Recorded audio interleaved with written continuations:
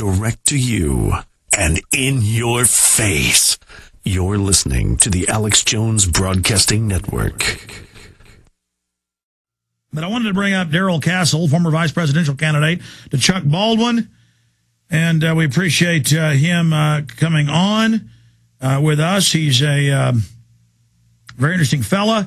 He's a commissioned officer in the United States Marine Corps, where he served for 4 years during the Vietnam era. After leaving the Marines, he went to graduate school in history at ETSU and then entered the Memphis State University Law School, where he graduated with a doctorate. And he also runs a private firm that grew into Darrell Castle Associates. He started law firms in Milwaukee, Wisconsin, Detroit, and he spent 25 years of legal expertise and currently concentrates in areas of consumer, bankruptcy, and personal injury. And he was the presidential VP running mate, of course, with Chuck Baldwin, who was listed. His supporters as terrorists. Bob Barr's as terrorist. Ron Paul's as terrorist. Gun owners, veterans, #1 threat in the DHS and News-MIAC report. And he went to one of the state hearings with the legislature on this last week. So we thought we'd get him to pop in to talk about this in light of federal marshals going public, saying they've been ordered to put innocent people at airports in databases just to show a terror threat.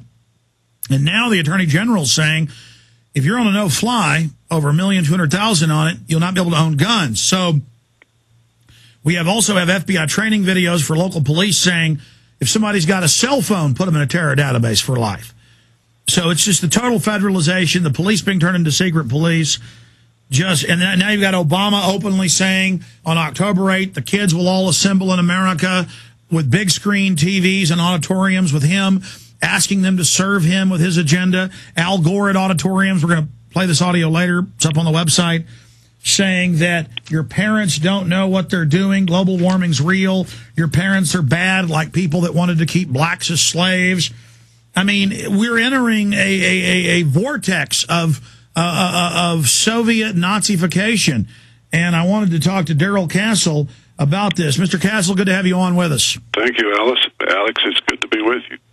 All this going on, you heard me just break this down. Your take on being listed as, I guess, kind of a terrorist commander. Well, yes, I guess that's right. It was rather stunning to see, really, but they did apologize for that listing and withdraw the report, but I'm afraid that it's still there under some deeper classification now. Well, absolutely. Missouri, of course, was just a clone of federal, and that came out in the DHS report. Tell us what it was like when you learned of this in the campaign, and that Ron Paul stickers, Chuck Baldwin stickers, Constitution Party stickers, go ahead and pull people over, ask them questions. Ron Paul supporters being stopped at airports now and ask about it.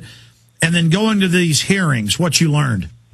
Well, the interesting thing for me about the hearings was the back and forth with the legislators and the questions that they asked me after I spoke.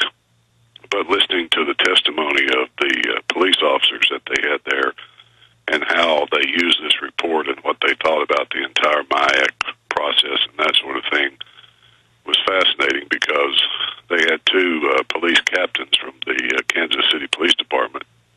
Both of them are fine officers, or recruiting poster type officers, and one of them is directly in charge of MIAC and of using it, and he talked about how they need it for officer safety. It's vital information that they just have to have, and that the real problem, these officers thought, was that this report was distributed to civilians that did not understand it and who should not have had the information. It was that type of mindset, rather than the fact that this report was bad and shouldn't have been formulated to begin with. It's this information that the police department needs, in other words, and has to have. And it was never intended for civilian eyes who they knew would not understand its true intent. But let me just add, sir, we have the training videos. You know, we broke the MIAC report. We broke the DHS. They're putting you in databases as a terrorist or a terrorist supporter. This is now up on our YouTube channel, but while we're talking, maybe you guys can roll some of the video in the background, because for those that just joined us, we also simulcast the radio show as a TV show, but we have this FBI training video where they're putting you in databases. And now with this news out, it's being used as a chilling effect. And the Attorney General's saying, no judge, no jury, no way to ever get off the list. If you're listed as an extremist for being a veteran or a gun owner, you don't ever get to own guns anymore. Well, they told us, one of the legislators told me in this hearing, he said quite forthrightly that if you got on the terrorist watch list, he gave the procedure for getting off and said basically that it was impossible to ever get off. No matter, even if you were completely innocent, you could never be removed from it. So it is a frightening scenario. I appreciate you breaking the story and making it public. Well, I'm not like bragging that we broke it. I'm just saying we get sent all this material. And it's, if you know the Soviet Union, Nazi Germany, as I know you've studied it, if you know tyranny, this is the most hardcore tyranny. I mean, it's like the Hope Diamond of diamonds. It's like the Henry Ford of Ford. It's the Adolf Hitler of Hitler. I mean, it's the most hardcore, vicious, horrible type, and it's really happening. And it really is. And this report, as I testified the other day, in my opinion, was designed to radicalize the police against legitimate mainstream political activity and to create an atmosphere of fear and intimidation. And it seems to be succeeding. Yeah, if they win, if we stop saying, okay, we're for the Second Amendment, okay, we're for controlling the borders, okay, we're against abortion, because we're going to be put on a secret police list and can't fly, or Homeland Security saying have a job or own a gun, I mean, this is it. If we give into this and shut up, they win. Well, that's exactly right, and that's why I'm spending so much time traveling around the country talking to anybody that will listen to me about it. It is terrible, and it's difficult to understand that it's actually happening right here in front of us, but it's amazing to watch and to experience. Well, when you were an officer in the Marine Corps back in the 70s, could you have ever, because I know this is what people were taught about the Soviet Union, could you have ever imagined the police would be federalized and secret police, and the number one threat for Homeland Security and NORTHCOM would be veterans and gun owners? No, I could never have imagined that, but they did tell us when they sent us to the Far East that if we didn't go over there and fight them in the Far East, the communists would be crawling up the beaches in California. And as it turns out, they were right. Well, have you seen this, that Obama's going to make all the kids in the country muster before him with big movie screens as he, quote, asked them for help with his agenda? I mean, I'm pinching myself. I mean, I can't even believe this, Mr. Castle. That's Adolf Hitler type stuff. I can't believe any parent would allow their child to be subjected to that type of brainwashing, but apparently they will. Well, where does the Constitution Party go from here? But they didn't stop with you. They said Bob Barr and the Libertarians, and they're pretty milquetoast. Is the milkman? Are they going to list apple pie as terrorism next? Well, Ron Paul, a sitting U.S. congressman, was also listed.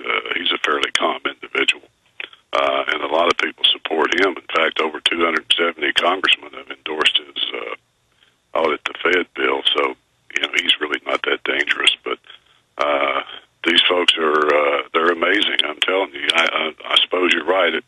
If you don't agree with them, you're a terrorist. That's what it comes down to.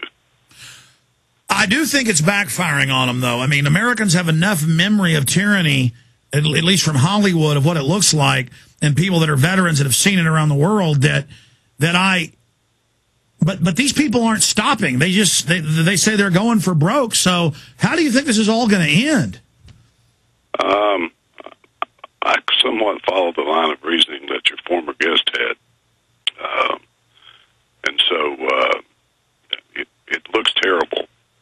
But we keep going and we keep fighting, and we pray that the American people wake up and stop delivering their hands into their children into the hands of these people and so forth.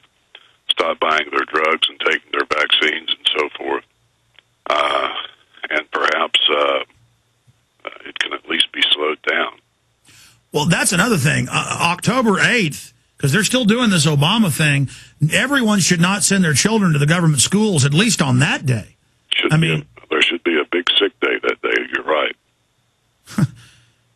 need somebody to go ahead and go, though, and maybe send a hidden camera with their kids to, like, imagine the footage of that. Well, I guess they'll show it on the news. The kids, like, swearing allegiance. I mean, it says that to the president, not to the Constitution. Well, you can go back and see films of that from the 30s when Hitler spoke at his gigantic rallies, and it's so reminiscent of those types of things that you see on the History Channel now. Yeah, the History Channel, known as the Hitler Channel, because that's all they cover. Yeah, in fact, he made them swear allegiance to him above the Constitution. And, again, we can play clip after clip of the president calling for national compulsory domestic paramilitary service. Stay there, Mr. Castle, a VP with Chuck Baldwin Constitution Party.